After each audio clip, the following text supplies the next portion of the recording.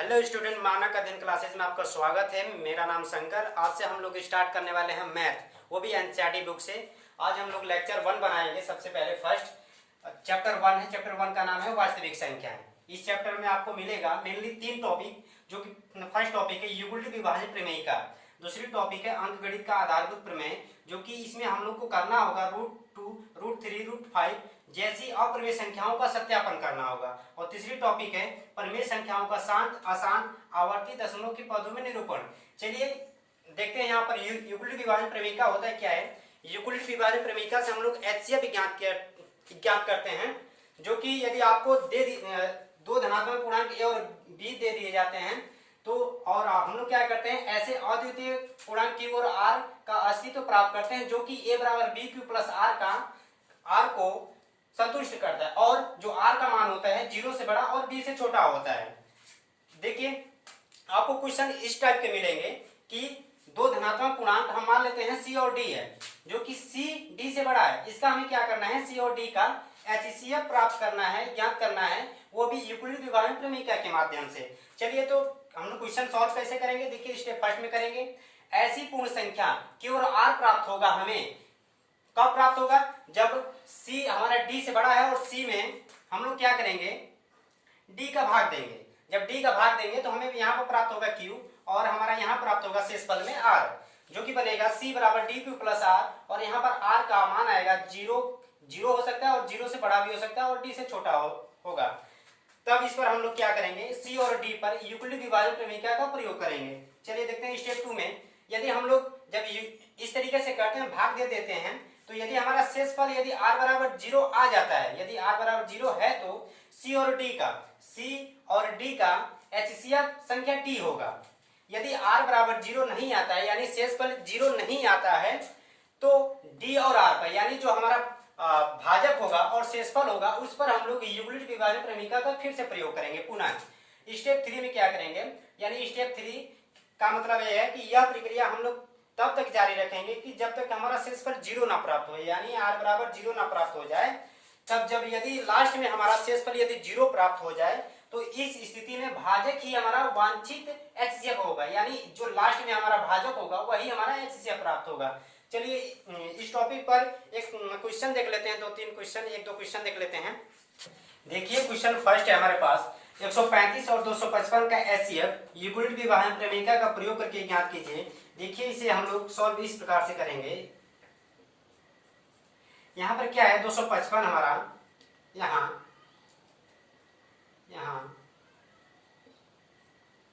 255 बड़ा है 135 से, 135 से बड़ा है।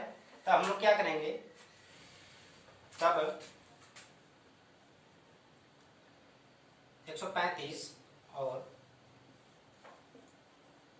255 पर यूक्लिड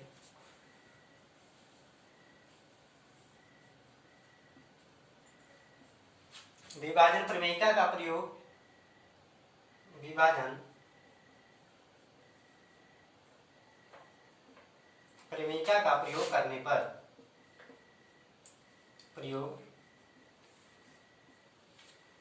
पर हमें प्राप्त होगा 255 बराबर 135 गुणे 1, और यहाँ से बचेगा हमारा शेषफल 120, यहाँ पर बचेगा शेषफल। ये हमारा स्टेप फर्स्ट भी डाल सकते हैं इसे, स्टेप फर्स्ट और स्टेप सेकेंड में देखिए। फिर यहाँ से हमारा शेषफल 0 नहीं हुआ, तो हमारा यहाँ पर भाजक क्या है 135 और शेषफल क्या है 120। तो अब क्या करेंगे, अब यानी पुनः 135 और 120 पर यूक्लिड विभाजन प्रमेयिका का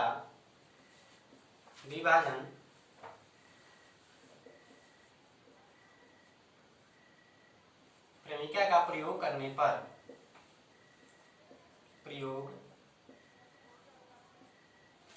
करने पर हमें प्राप्त होगा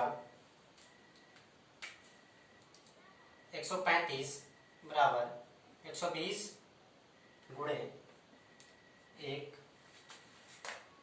प्लस यहां से बचेगा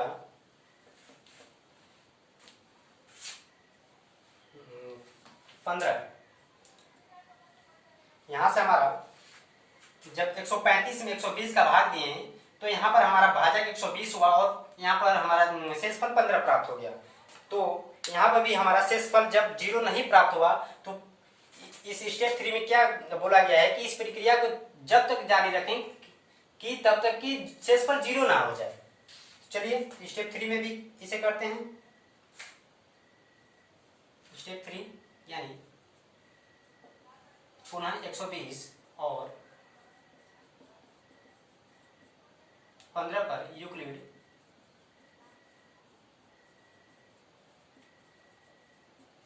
विभाजन प्रमेयिका का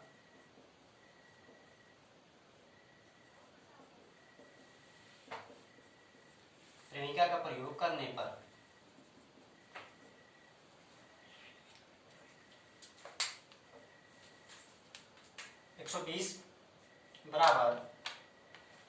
बराबर 15 गुणे 8 प्लस 0। अब देखिए 120 में 15 के जब हम लोग भाग दिए तो हमें शेषफल 0 प्राप्त हुआ। तो देखिए इस स्थिति में जब हमारा शेषफल 0 प्राप्त हो गया तो इस स्थिति में जो हमारा भाजक होगा वही क्या हो जाएगा, एचसीएफ होगा। तो हमारा यहाँ पर आंसर हो जाएगा, लिखेंगे आंसर लिखेंगे 135 और 255 का एचसीएफ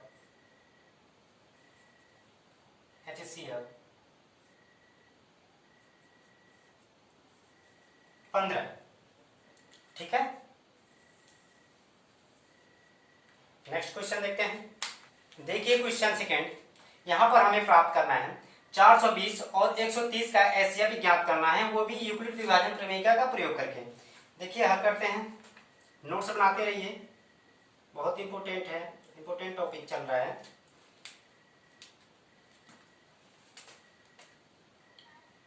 यहां पर हमें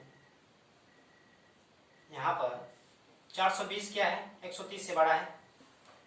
जब 420 130 से बड़ा है, हमारे पास दो धनात्मक पूर्णांक हैं, इन पर क्या करेंगे, यूक्लिड विभाजन प्रमेयिका का प्रयोग करेंगे। लिखेंगे यहाँ पर 420 और 130 पर यूक्लिड विभाजन प्रमेयिका का प्रयोग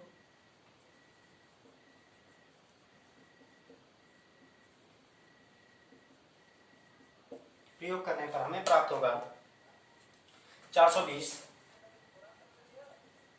बराबर 130 गुणे, यहाँ पर हमारा आएगा भागफल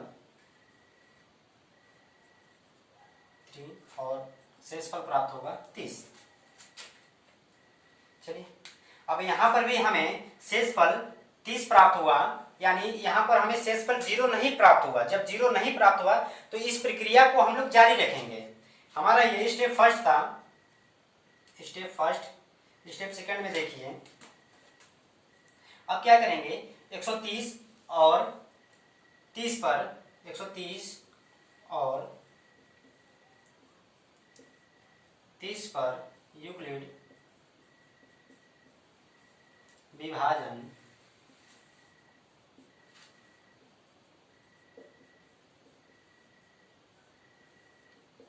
प्रमेयिका का प्रयोग करने पर हमें क्या प्राप्त होगा, देखिए फटाक से जल्दी से। 130 बराबर 30 गुणे कितने बार भाग जाएगा, 3 चौके 12, यानी 4 बार जाएगा और यहाँ पर बचेगा शेषफल 10। देखिए स्टेप 2 में भी हमें शेषफल 0 नहीं प्राप्त हुआ। जब शेषफल 0 नहीं प्राप्त हुआ तो फिर से इस स्टेप को आगे जारी रखेंगे। जब तक जारी रखेंगे तब तक हमें 0 ना प्राप्त हो जाए। स्टेप 3 में देखिए, अब क्या करेंगे, इस भाजक पर और इस शेषफल पर फिर से यूक्लिड विभाजन प्रेमिका का प्रयोग करेंगे, यानी पुनः पुनः 30 और पुनः 30 और 10 पर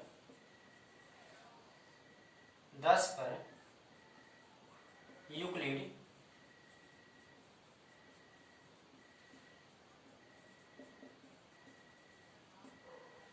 विभाजन प्रमेय का प्रयोग करने पर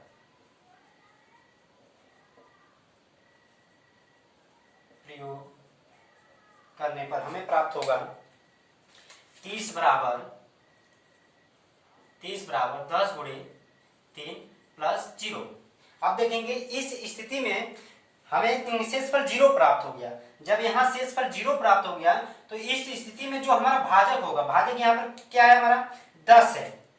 हमारा भाजक क्या है, 10 है। जब हमारा भाजक यहाँ पर शेषफल 0 प्राप्त हो गया तो जो हमारा भाजक होगा वही दी गई संख्याओं का एचसीएफ होगा। चलिए लिखते हैं, अतः 420 और 130 का HCF बराबर 10 यही हमें आंसर प्राप्त हो गया। चलिए बाकी दो नेक्स्ट टॉपिक का वीडियो नेक्स्ट क्लास में मिलेंगे। तब तक के लिए धन्यवाद।